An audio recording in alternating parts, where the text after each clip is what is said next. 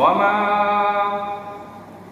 খালাকতুল জিন্না ওয়াল ইনসা ইল্লা লিয়াবুদুন। বলি আল্লাহু আকবার। আল্লাহ রাব্বুল আলামিন দুনিয়ার সকল মানব জাতিকে সৃষ্টি করেছেন তার হুকুমের দাসত্ব করার জন্য, তার হুকুমের দাবিদারি করার জন্য, তার হুকুমের গোলামি করার জন্য, মহান রব্বে কারিমের ইবাদত বন্দেগী করার জন্য তার বান্দা বান্দীদেরকে সৃষ্টি করেছেন। আল্লাহ রাব্বুল আলামিন সৃষ্টি করার ১,৫০০ বছর পূর্বে একটি আয়াতে কারিমা আল্লাহ রাব্বুল আলামিন সূরা জারিয়াতের ৫৬ নম্বর আয়াতের মধ্যে আল্লাহ রাব্বুল আলামিন বান্দাদেরকে মায়াবী সুরে ডাক দিয়ে বলেন, ও আমার বান্দা বান্দীরা, আমি তোমাদেরকে অনর্থক সৃষ্টি করি নাই, তোমাদেরকে আমি অনর্থক কখনোই সৃষ্টি করি নাই। আমি আল্লাহ রাব্বুল আলামিন তোমাদেরকে সৃষ্টি করেছি অনেক আদর করে, অনেক মায়া করে, অনেক মহাব্বত করে তোমাদেরকে আমি আল্লাহ রাব্বুল আলামিন সৃষ্টি করেছি। কিন্তু এই সৃষ্টির পিছনে কিছু রহস্য রয়েছে, তোমাদেরকে সৃষ্টি করার পিছনে কিছু কারণ রয়েছে। আমি আল্লাহ রাব্বুল আলামিন তোমাদেরকে সৃষ্টি করেছি আমার হুকুম মানার জন্য, আমার গোলামি করার জন্য। বিশ্ব নবী সাল্লাল্লাহু আলাইহি ওয়াসাল্লাম বলেন, দুনিয়াতে আমার উম্মতদের সকল আমার যত প্রকার উম্মত রয়েছে সমস্ত উম্মতের উচিত ইবাদতের মাধ্যমে দিন শুরু করা। সাহাবায়ে কেরাম জিজ্ঞাসা করলেন, ইয়া রাসূলুল্লাহ, ইবাদতের মাধ্যমে কিভাবে দিন শুরু করা যায়? বিশ্বনবী সাহাবীদেরকে জানায়া দেন, ও আমার সাহাবারা, তোমরা ভালো করে জেনে রাখো, একটা মানুষ যখন ঘুম থেকে ওঠে, ঘুম থেকে ওঠার পরে যখন ওই ব্যক্তিটা পড়ে আলহামদুলিল্লাহিল্লাযী আহইয়ানা বা'দা মা আমাতানা ওয়া ইলাইহিন নুশুর, বলে আল্লাহু আকবার। যদি কোনো ব্যক্তি, বিশ্বনবী বলেন, যদি কোনো ব্যক্তি ঘুম থেকে ওঠার পরে এই ঘুম থেকে ওঠার দোয়াটি যদি কোনো ব্যক্তি অন্তর থেকে সহি শুদ্ধভাবে পাঠ করতে পারে, বিশ্বনবী জানায়া দেন, ও আমার সাহাবারা, তোমরা জেনে রাখো, ওই ব্যক্তি ঘুম থেকে উঠে আবার ঈশার নামাজ পড়ে ঘুমানো পর্যন্ত এই মাঝখানের মধ্যবর্তী যে সময়টুকু ব্যয় হয়ে যাচ্ছে, যে সময়টুকু ওই ব্যক্তি অতিবাহিত করতেছে, ঘুম থেকে উঠে আবার ঘুমানো পর্যন্ত, আল্লাহ পাকের ফেরেশতা মহোদয় তার আমলনামার মধ্যে নেকি লিখতে থাকেন। সুবহানাল্লাহ। তাহলে আমাদের সকলের উচিত ঘুম থেকে উঠে বিশ্বনবী সাল্লাল্লাহু আলাইহি ওয়াসাল্লামের শেখানো পদ্ধতিতে সাহাবায়ে কেরামদেরকে যে পদ্ধতিতে শেখায়েছেন সেই পদ্ধতিতে এই পবিত্র দোয়াটি পাঠ করা। তাহলে সর্বদিনের মধ্যে আমরা যা করব ভালো কাজগুলো, সমস্ত ভালো কাজগুলো ইবাদতের মধ্যে শামিল হয়ে যাবে। শুধু তাই নয়, বিশ্বনবী জনাবে মুহাম্মদুর রাসূলুল্লাহ সাল্লাল্লাহু আলাইহি ওয়াসাল্লাম বলেন, যদি কোনো আমার উম্মতের দল কোনো ভালো কাজ করার পূর্বে বিসমিল্লাহ পাঠ করে সেই কাজটা শুরু করে দেয়, বিসমিল্লাহ বলে কাজটা শুরু করার কারণে যতক্ষণ পর্যন্ত আমার উম্মত যতক্ষণ পর্যন্ত ওই কাজটা শেষ করবে না, আল্লাহ রাব্বুল আলামিনের ফেরেশতারা ওই ব্যক্তির আমলনামার মধ্যে নেকি লিখতে থাকেন। সুবহানাল্লাহ। শুধু তাই নয়, বিশ্বনবী সাল্লাল্লাহু আলাইহি ওয়াসাল্লাম বলেন, যদি কোনো আমার উম্মত কোনো এতিম বাচ্চাকে ভরণ পোষণের দায়িত্ব নিয়ে তার শরীরের মধ্যে একটি জুব্বা কিংবা একটি পাঞ্জাবি কিংবা একটি পোশাক তৈরি করে দেওয়ার জন্য মনস্থ করে, তার শরীরের মধ্যে একটি পোশাক তৈরি করে দেয়, একটি পোশাক তৈরি করে এতিম বাচ্চাকে দেয়, ওই এতিম বাচ্চা যতদিন পর্যন্ত ওই পোশাক পরিধান করবে ততদিন পর্যন্ত ওই ব্যক্তির আমলনামার মধ্যে আল্লাহ পাকের ফেরেশতারা নেকি লিখতে থাকেন। সুবহানাল্লাহ। এজন্য আমাদের সব সময়ের জন্য ইবাদতের মাধ্যমে আমরা দিন কাটাতে পারি, ইবাদতের মাধ্যমে দিন শুরু করতে পারি, ইবাদতের মাধ্যমে আমরা দিন শেষ করতে পারি, ইবাদতের মাধ্যমে আমরা 24টা ঘন্টায় আমরা ইবাদতের মাধ্যমে কাটাইতে পারি, কিন্তু আমাদের মধ্যে এরকম হিম্মত নাই, আমাদের মধ্যে এরকম সাহস তৈরি হয় না। কিন্তু ইবাদতের মাধ্যমে যে আমরা সময়গুলো কাটাতে পারবো, এই নিয়মগুলো আমাদের অনেকের জানা নাই। আমরা যদি ঘুমানোর পূর্বে আমরা যদি বিশ্বনবী সাল্লাল্লাহু আলাইহি ওয়াসাল্লামের শেখানো পদ্ধতি, সাহাবায়ে কিরামদেরকে যে পদ্ধতি থেকে দোয়া শিখাইয়েছেন, আল্লাহুম্মা বিসমিকা আমুতু ওয়া আহইয়া, এই দোয়াটি পড়ে যদি কোনো ব্যক্তি ঘুমাইতে পারে, যতক্ষণ পর্যন্ত ঘুম থেকে উঠবে না ততক্ষণ পর্যন্ত তার আমলনামার মধ্যে নেকি লিখতে থাকে। বলি সুবহানাল্লাহ। তাহলে আমরা এগুলো তো পড়ি না, এগুলো পড়ি না। আমরা ঘুমানোর সময় গান চালু করে দিয়ে ঘুমাই, আমাদের কানের মধ্যে গানের তার লাগাইয়া আমরা মোবাইলের মধ্যে সাউন্ড বাড়িয়ে দিয়ে আমরা সেখানে গান শুনতে শুনতে আমরা কখন ঘুমিয়ে যাই আমরা নিজেও টের পাই না। আবার কখন ফজরে আজান দেয় এটাও আমরা বলতে পারি না। আমরা এমন মুসলমান হয়ে গেছি।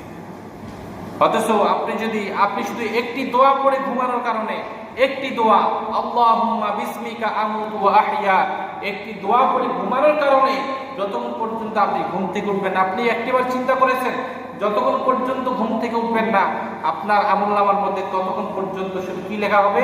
নেকি লেখা হবে।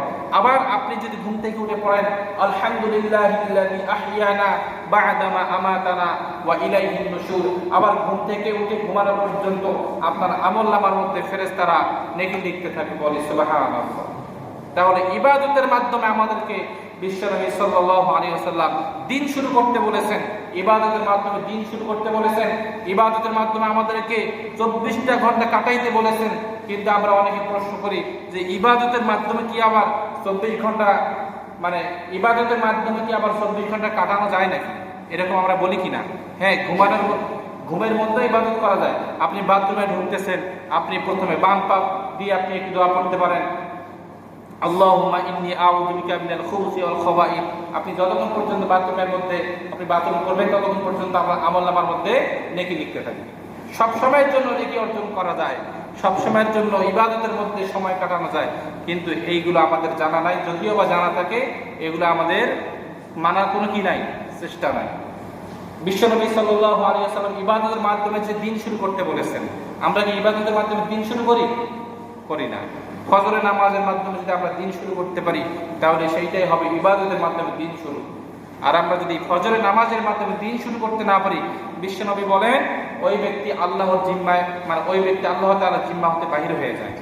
ওই দিনের মধ্যে তার যদি মৃত্যু হয় কিয়ামতের ময়দানে, ওই ব্যক্তি যে রাসূলের উম্মত এই বলে রাসূল সাল্লাল্লাহু আলাইহি ওয়াসাল্লাম কখনো পরিচয় দেবেন না। চিন্তা করেছেন? তাহলে ফজরের জামাতের মধ্যে আমাদের মানুষ খুঁজে পাওয়া যায় না। এতগুলো মানুষ কোথায় থাকি আমরা? কোথায় থাকি? আমাদের কি নবীজির সুপারিশ পাওয়ার কি, মানে নবীজি সাল্লাল্লাহু আলাইহি ওয়াসাল্লামের সুপারিশ পাওয়ার কি ইচ্ছা হয় না? আমাদের ইচ্ছা হয় না? অবশ্যই ইচ্ছা হয়, কিন্তু শুধু ইচ্ছা হলে হবে না। ইচ্ছা হওয়ার পাশাপাশি আমাদেরকে মসজিদে আসতে হবে, আবাদ করতে হবে। যারা নামাজ পড়ে না তাদেরকে নামাজে আসার জন্য আহ্বান করতে হবে। কিন্তু আমাদের মধ্যে এগুলো নাই। আমাদের মধ্যে আছে শুধু দুনিয়ার প্রতিযোগিতা, দুনিয়ার বাজার কিভাবে করা যাবে সেই প্রতিযোগিতায় আমরা ব্যস্ত হয়ে পড়েছি। কিভাবে 10 তলা বিল্ডিং করা যাবে, কোন রাস্তায় গেলে 10 টাকা আমার পকেটে ঢুকবে, কোন পথে গেলে আমার পরিবারের উন্নতি হবে, আমাদের শুধু সেই চিন্তা ফিকির। কিন্তু আখিরাতের বাজার করতে হবে, আখিরাতের হিসাব তৈরি করে দুনিয়ার জন্য তৈরি করে নিতে হবে, প্রস্তুতি নিতে হবে। পরকালে কি হিসাব দেব, নামাজের হিসাব দিতে হবে। কাল কিয়ামতের ময়দানে সর্বপ্রথম নামাজের হিসাব দিতে হবে। এই নামাজের হিসাবটা আমরা কেউ তৈরি করে নেই নাই। আমরা নামাজের হিসাবটা কিভাবে তৈরি করে নেই নাই? জুম্মা পড়লাম তো আসর পড়লাম না, এটা কি নামাজের হিসাব তৈরি করে নেওয়া হলো? যদি জুম্মা পড়তে আবার আসরটাও যদি পড়তাম তাহলে বোঝা যেত যে না, আমি নামাজের হিসাবটা তৈরি করে নিতেছি। আবার আসর করলে অনেক সময় মাগরিব পড়ি না, তাহলে কি নামাজের হিসাবটা তৈরি করে নেওয়া হলো কিনা?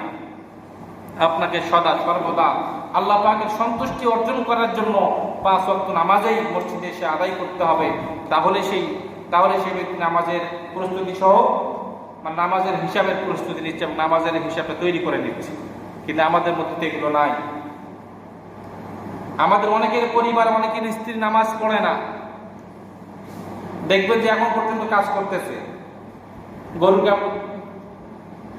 গরু গোবর ফেলাইতেছে অথবা গরু বাঁধতেছে, অথবা কাপড় পরিষ্কার করতেছে, কিন্তু এটা তো উচিত নয়।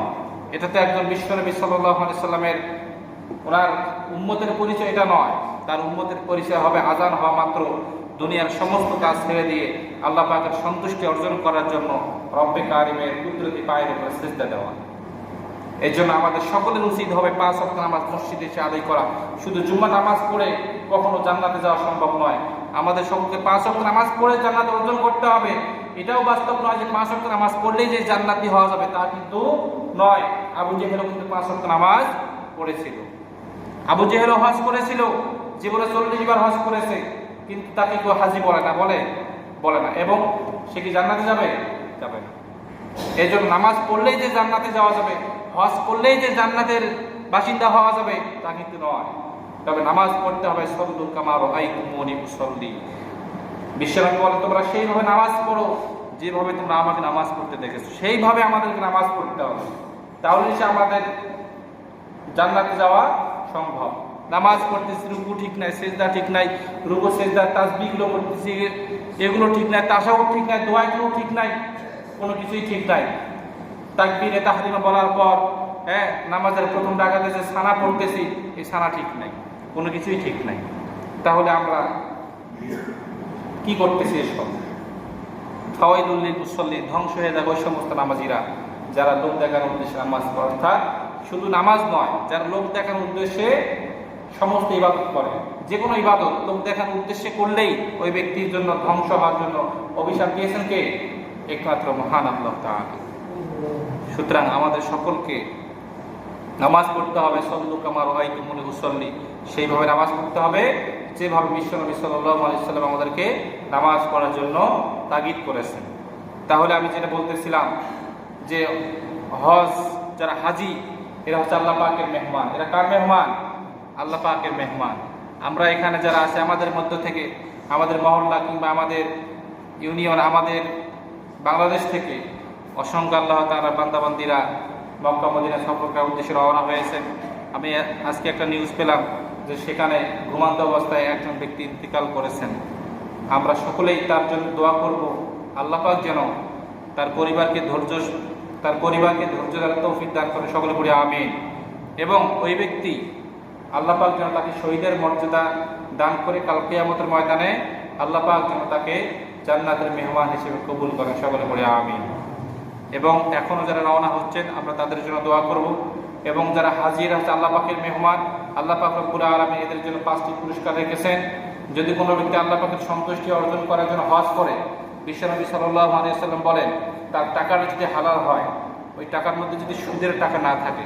এখন তো আমরা হজ করি, আমাদের টাকার মধ্যে সুদের টাকাও পাওয়া যায়, ঠিক না ভাই? সুদের টাকা পাওয়া যায় কি না? পাওয়া যায়। আপনি হজ করছেন, আপনার 5.5 লাখ টাকা খরচ হবে। 5.5 লাখ টাকার মধ্যে এক টাকা যদি সুদের টাকা থাকে, 1টি টাকা যদি সুদের থাকে, আপনার সমস্ত টাকা কি হয়ে যাবে? অবৈধ হয়ে যাবে। আপনার হজটা কি হয়ে যাবে? বাতিল হয়ে যাবে। সুতরাং যারা হালাল টাকায় আল্লাহ পাকের সন্তুষ্টি অর্জন করার জন্য যারা মক্কা মদিনা সফর করবে, হজ করবে, বিশ্বনবী সাল্লাল্লাহু আলাইহি সাল্লাম বলেন, ওই ব্যক্তির জীবনের সমস্ত গুনাহ আল্লাহ তাআলা মাফ করে দেন। 2 নম্বরে বলা হয়েছে জান্নাত নিশ্চিত। মকবুল হজ বা কবুল হজের প্রতিদান, বিশ্বনবী সাল্লাল্লাহু আলাইহি সাল্লাম বলেন যে কবুল হজের প্রতিদান এটা জান্নাত ছাড়া আর কিছুই হতে পারে না। বলি সুবহানাল্লাহ। কবুল হজের প্রতিদান কি জান্নাত ছাড়া আর কিছুই হতে পারে না। সুতরাং জান্নাত কি এত সহজ? জান্নাত পেতে হলে আপনাকে পবিত্র টাকায় হজ করতে হবে। সুদের কোনো টাকায় হজ করা যাবে না। পবিত্র টাকায়, আপনার পরিশ্রমের টাকায় আপনাকে হজে যেতে হবে। সেই টাকা দিয়ে আপনাকে হজ করতে হবে আল্লাহ পাকের সন্তুষ্টি। এবং আপনাকে মানুষ হাজী সাহেব বলবে, আলহাজ বলবে, সেই উদ্দেশ্যে যদি আপনি হজ করতে যান, তাহলে আল্লাহ পাক আপনার জন্য জান্নাত রাখেন এবং আপনার হজ কবুল হবে না। আল্লাহ পাকের সন্তুষ্টি অর্জন করা এটা উদ্দেশ্য হতে হবে, এবং মানুষ দেখানো কোনো উদ্দেশ্য নয়। আমাকে আলহাজ বলবে, এটা উদ্দেশ্য থাকা যাবে না। আমার নামের শুরুতে মানুষ আলহাজ, মাওলানা শামসুদ্দিন এরকম বলবে, এরকম উদ্দেশ্যে যদি আপনি যান, তবে কি আপনার হজটা কি বেকার? আমি আজ থেকে কিছুদিন পূর্বে কোনো একটা চিঠির মধ্যে নাম লিখতেছিলাম একজন ব্যক্তি, তো নাম লেখার পরে বলতেছে, হুজুর আমি তো হজ করেছি, আপনি আলহাজ লেখেন, নামটা আবার লেখেন। পরে কি করলাম? আলহাজ লিখলাম। আলহাজ লেখার পরে তার নামটা দিলাম। চিন্তা করছেন? আপনি একটা বিষয় চিন্তা করেন, বিশ্বনবী সাল্লাল্লাহু আলাইহি ওয়াসাল্লাম কি হজ করেন নাই? করেছেন। তাকে কি কেউ আল-হাজ রাসূলুল্লাহ বলে? বলে কেউ? বলে না। তাহলে আপনার নামের শুরুতে আল-হাজ লিখতেই হবে, এটা কি? এটা তো এক প্রকার লোক দেখানো হয়ে গেল। আপনি হজ করেছেন আল্লাহর প্রতি সন্তুষ্টি অর্জন করার জন্য, আপনি হাজী সাহেব, এটা তো আল্লাহ তাআলা ভালো জানতেছেন। আল-হাজ লিখে, সিটিতে আল-হাজ লিখে মানুষকে জানানোর কি দরকার আছে বলেন? এগুলো কাজ থেকে আমরা সকলে দূরে থাকবো। আল-হাজ লিখলে যে আপনার আমলনামার মধ্যে নেকি হবে তা কিন্তু নয়, বরঞ্চ এগুলো না লেখাই ভালো। ওলামায়ে কেরাম বলেছেন যে নামের শুরুতে আল-হাজ, মুফতি, মাওলানা, এগুলো না লেখাই ভালো। মুফতি আরিফ বিন হাবিব, উনি কিন্তু একজন জগৎ বিখ্যাত আলেম, মুফতি, মুহাদ্দিস। উনি বলছেন যে আমার নামের শুরুতে মুফতি না লেখাই ভালো, আমার কোনো যোগ্যতা নাই। তিনি যে এতদিন মাদ্রাসায় পড়ালেখা করে মুফতি হয়ে এত সুন্দর আলোচনা করেন, বয়ান করেন, এরপরে যদি এই কথা বলেন যে আমার নামের শুরুতে মুফতি, এগুলো লেখার দরকার নাই, তাহলে আমরা একবার হজ করে আমরা আমাদের নামের শুরুতে আল-হাজ লেখানে কি হয়ে পড়ি? ব্যস্ত হয়ে পড়ি। আল্লাহ পাক আমাদের সকলকে দুনিয়ার সকল প্রকার ফিতনা থেকে হেফাজত করে, সকলে পড়ে আমিন। 3 নম্বরে বলা হয়েছে হাজিরা হচ্ছে আল্লাহ তাআলা মেহমান।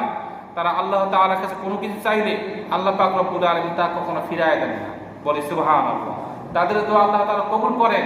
সুতরাং এখন যারা রওনা হয়েছেন সেখানে গিয়ে তারা আমাদের দেশবাসীর জন্য, তাদের পরিবার পরিজনদের জন্য, তাদের পরিবারদের জন্য, আত্মীয় স্বজনদের জন্য দোয়া করছেন।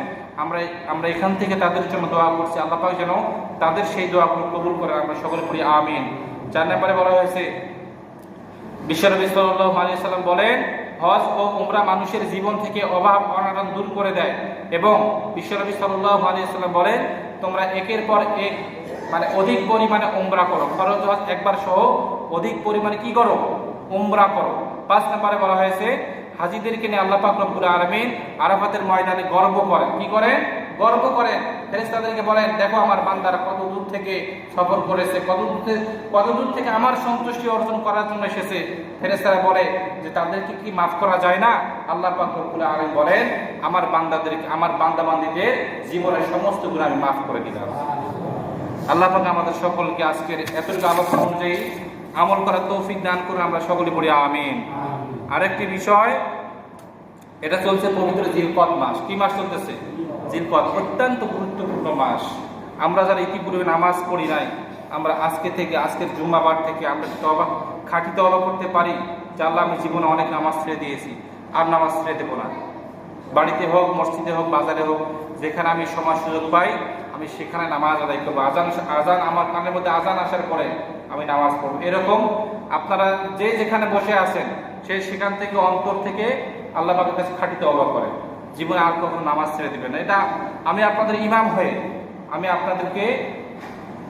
আপনাদের পায়ে হাত রেখে অনুরোধ করে বলছি, কিয়ামতের ময়দানে আমাকেও প্রশ্ন করা হবে। আপনি নেতা হয়েছিলেন, আপনি কি হয়েছিলেন? যে হে নাজমুল, তুমি নেতা হয়েছো, কিন্তু তোমার পিছনে যারা ছিল তারা কি 5 ওয়াক্ত নামাজ পড়েছে? তোমার পিছনে যারা নেতৃত্ব দিয়েছে তারা কি সঠিক পথে চলেছে? আমি আল্লাহ পাকের কাছে কি জবাব দেব? সুতরাং আমার কর্তব্য আমি পালন করতেছি। আপনারা মেহেরবানি করে 5 ওয়াক্ত নামাজ পড়বেন, আজান হয়েছে মসজিদে আসবেন, যেখানে সুযোগ পাবেন সেখানে নামাজ পড়বেন। তবে রুকুকারীদের সঙ্গে রুকু আদায় করতে বলা হয়েছে। এই জন্য আপনি জামাতের সহিত নামাজ পড়ার জন্য কি করবেন? চেষ্টা করবেন। আল্লাহ পাক আমাদের সকলকে 5 ওয়াক্ত নামাজি হিসেবে কবুল করুন। সকলে পড়ি আমিন। আমরা এখনো যারা সুন্নত নামাজ পড়ি নাই, সুন্নত নামাজ পড়ি।